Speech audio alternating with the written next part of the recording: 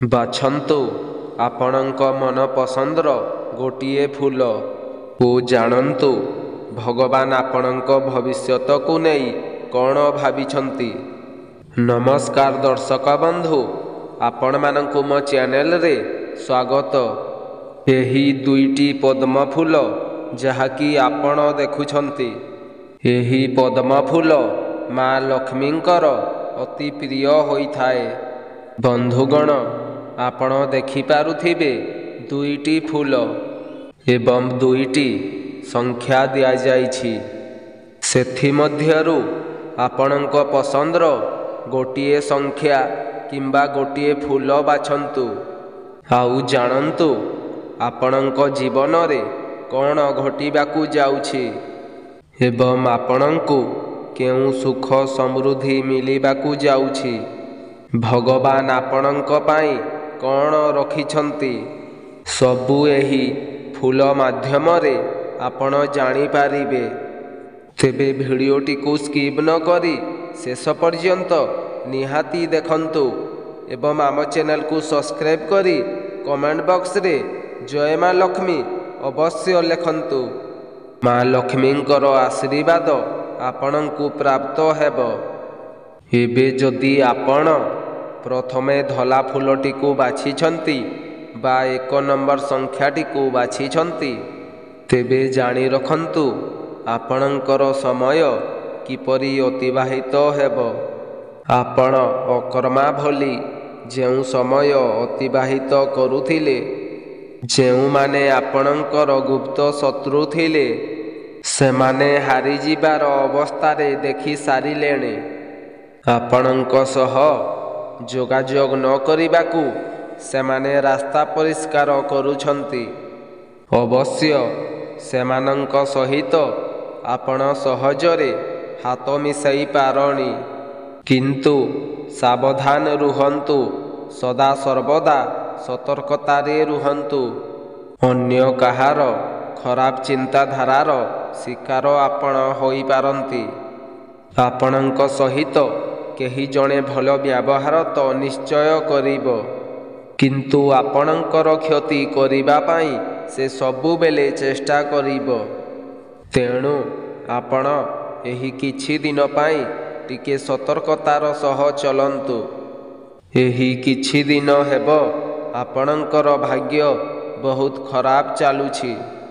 ଆପଣ କୌଣସି ବି କାମରେ ସଫଳତା ପାଉନାହାନ୍ତି, ସବୁ କାର୍ଯ୍ୟରେ ବିଫଳତା ପାଉଛନ୍ତି।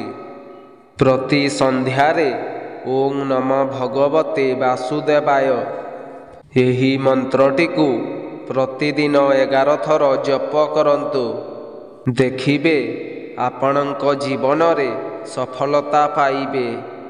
ଆପଣଙ୍କ ଜୀବନରେ ଚାଲିଥିବା ସମସ୍ୟା କୌଣସି ଦିଗରୁ ସମାଧାନ ହୋଇଯିବ। ଆପଣଙ୍କୁ ଶୁଭ ଖବର ପ୍ରାପ୍ତ ହେବ, ଯାହା ଆପଣ କେବେ ବି ସ୍ୱପ୍ନରେ ଭାବିନଥିବେ। ଭଗବାନ ଆପଣଙ୍କ ଉପରେ ସନ୍ତୁଷ୍ଟ ଅଛନ୍ତି। ବହୁତ କଷ୍ଟ ସହିଲେଣି।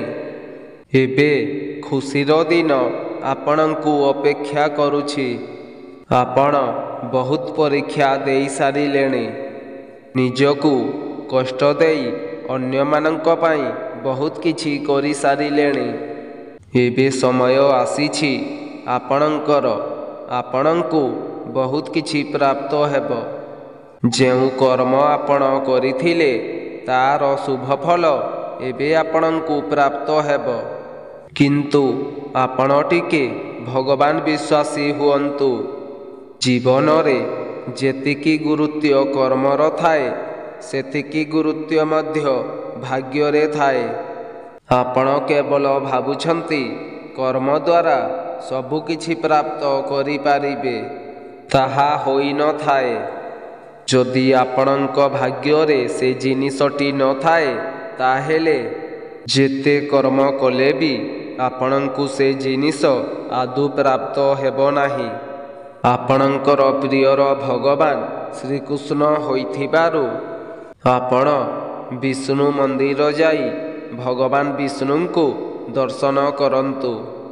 ଦେଖିବେ ସବୁ ସମସ୍ୟାରୁ ଆପଣ ମୁକ୍ତି ପାଇଯିବେ। ଏବେ ଯଦି ଆପଣ ଦ୍ୱିତୀୟ ଫୁଲଟିକୁ ବାଛିଛନ୍ତି ତାହେଲେ ଜାଣି ରଖନ୍ତୁ, ବର୍ତ୍ତମାନ ଆପଣଙ୍କ କାର୍ଯ୍ୟର ସଫଳତା ହେବାର ସମ୍ଭାବନା ଅଛି। ପୁଣି ତାର ଫଳ ବିପରୀତ।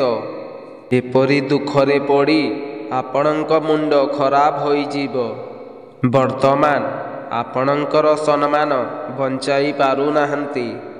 ଆପଣ ଯେତେ ସତର୍କ ହେଲେ ମଧ୍ୟ ଲୋକେ ଆପଣଙ୍କୁ ଅସୁବିଧାରେ ପକାଇ ଦେଉଛନ୍ତି।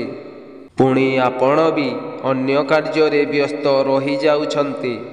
ସେ କଥା ଚିନ୍ତା କରିଲା ବେଳକୁ ଆପଣଙ୍କ କାର୍ଯ୍ୟ ଅସଫଳତା ହୋଇଯାଉଛି। ଆପଣ ଅଧିକ ଚିନ୍ତାମଗ୍ନରେ ରହୁଛନ୍ତି। ଏହି କିଛି ଦିନ ହେବ ଆପଣ ପାରିବାରିକ ସମସ୍ୟାରେ ପଡ଼ିଯାଇଛନ୍ତି। ଯେତେ ଯାହା କଲେ ବି ଆପଣଙ୍କ ଚତୁଃପାର୍ଶ୍ୱରେ ସୁଖ ଶାନ୍ତି ଫେରୁନାହିଁ। କିନ୍ତୁ ଆପଣ ଏବେ ଚିନ୍ତା କରନ୍ତୁ ନାହିଁ।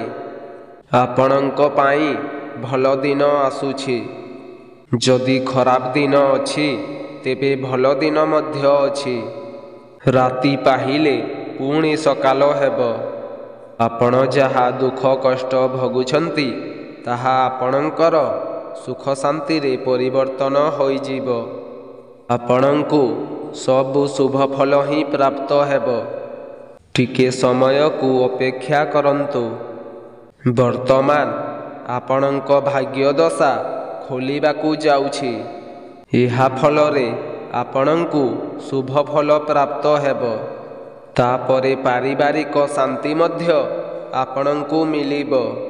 ଆପଣ ପୂର୍ବଜନ୍ମର ଫଳ ଭୋଗ କରୁଛନ୍ତି। ସେଥିପାଇଁ ଆପଣ କଷ୍ଟ ପାଉଛନ୍ତି। ବର୍ତ୍ତମାନ ତାହା ଶେଷ ହେବାର ସମୟ ଆସୁଛି। ଆପଣ ଭଗବାନଙ୍କୁ ଡାକନ୍ତୁ। ଭଗବାନ ଆପଣଙ୍କର ମଙ୍ଗଳ କରିବେ। ଆପଣଙ୍କର ଇଷ୍ଟ ଦେବତା ମହାଦେବ ହୋଇଥିବାରୁ ଆପଣ ପ୍ରତ୍ୟେକ ସୋମବାର ଦିନ ଭୋଲା ମନ୍ଦିର ଯାଇ ତାଙ୍କର ଦର୍ଶନ କରନ୍ତୁ। ଆପଣଙ୍କର ସବୁ ଗ୍ରହ ଦଶା ନିଶ୍ଚୟ ଖଣ୍ଡନ ହୋଇଯିବ। ଗ୍ରହମାନଙ୍କର ସ୍ଥିତି ଯାହା ଆପଣଙ୍କୁ ଅସୁବିଧାରେ ପକାଉଥିଲା ତାହା ମଧ୍ୟ ଦୂର ହୋଇଯିବ। ଆପଣ ସତର୍କ ରୁହନ୍ତୁ ଏବଂ ଭଗବାନଙ୍କୁ ମନେ ମନେ ସ୍ମରଣ କରନ୍ତୁ। ଦେଖିବେ ଯେତେ ବି ବଡ଼ ବିପଦ ଆସୁନା କାହିଁକି ସେଥିରୁ ଆପଣ ରକ୍ଷା ପାଇପାରିବେ। ଆପଣ ଶତ୍ରୁମାନଙ୍କ ଦ୍ୱାରା ପରାଜୟ ଲାଭ କରୁଛନ୍ତି। କିନ୍ତୁ ନିଶ୍ଚୟ ଆପଣ ଏହି କିଛି ଦିନ ଭିତରେ ବିଜୟ ଲାଭ କରିବେ ଏବଂ ଶତ୍ରୁମାନେ ଆପଣଙ୍କ ଠାରୁ ପରାଜୟ ପାଇବେ। ତେବେ ଦର୍ଶକ ବନ୍ଧୁ, ଆପଣମାନଙ୍କୁ ଆଜିର ଏହି ଭିଡ଼ିଓଟି କେମିତି ଲାଗିଲା ଆମକୁ କମେଣ୍ଟ ବକ୍ସରେ ନିଶ୍ଚୟ ଜଣାନ୍ତୁ। ଏବଂ ଏହି ଭିଡ଼ିଓଟି ଯଦି ଆପଣମାନଙ୍କୁ ଭଲ ଲାଗିଥାଏ ତାହେଲେ ଭିଡ଼ିଓଟିକୁ ଗୋଟିଏ ଲାଇକ୍ କରି ଆମ ଚ୍ୟାନେଲଟିକୁ ସବସ୍କ୍ରାଇବ୍ ନିହାତି କରିବେ। ଏବଂ ଆପଣ କେଉଁ ଫୁଲଟି ବାଛିଛନ୍ତି ଆମକୁ କମେଣ୍ଟ ବକ୍ସରେ ନିଶ୍ଚୟ ଜଣାଇବେ।